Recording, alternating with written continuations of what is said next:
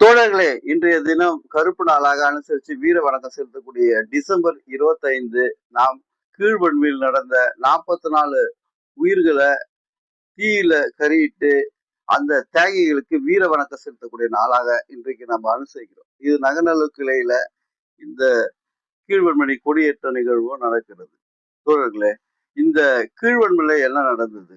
கீழ்வன்மணி 1968ல அன்றைய காலகட்டத்துல பார்த்தீங்கன்னா ஒருங்கிணைந்த தஞ்சை அன்னைக்கு ஒருங்கிணைந்து தஞ்சையா இருந்தது. தஞ்சையில விவசாயத்துல இன்னைக்கு பேர் போன ஊராக இருந்தது கீழ்வன்மணி. கீழ்வன்மணியில பாத்தீங்கன்னா பண்ணையார்களுடைய ஆதிக்கம் தலைவிரிச்சு ஆடிச்சு. அந்த பண்ணையாருடைய ஆதிக்கம் தான் அந்த மக்களுடைய தலித் மக்களுடைய பண்ணை அடிமையாக மண்ணோடு மண்ணாக மக்களை பயன்படுத்தக்கூடிய அவல நிலையும் அங்க ஏற்பட்டது. அந்த காலகட்டத்துல அந்த மக்களுக்கு எல்லாமே மறுக்கப்பட்டது.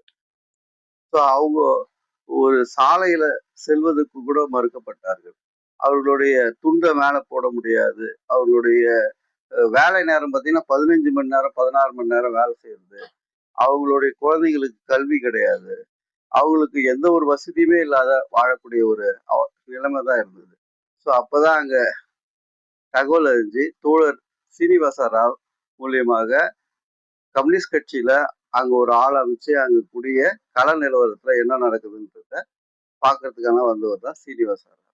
அவர் வந்துதான் தட்டி எழுப்பி அந்த விவசாய மக்களுடைய உரிமையை கேட்டு பெறுறாரு.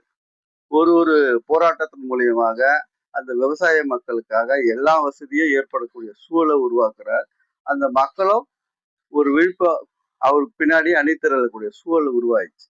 ஸோ அப்பதான் அவருடைய நீங்க கொடுக்கக்கூடிய கூலி பத்தலன்னு சொல்லிட்டு அங்க இருக்கிற நெல் முதலாளி கிட்ட தான் இவங்க முறையிடுறாங்க. முறையிடும் போதுதான் அரைப்படை நெல் கூடுதலா கொடுங்க அப்படின்னு சொல்லுவதெல்லாம் அந்த கோபாலகிருஷ்ணன் நாயுடு வந்து அதை மறுக்கிறார்.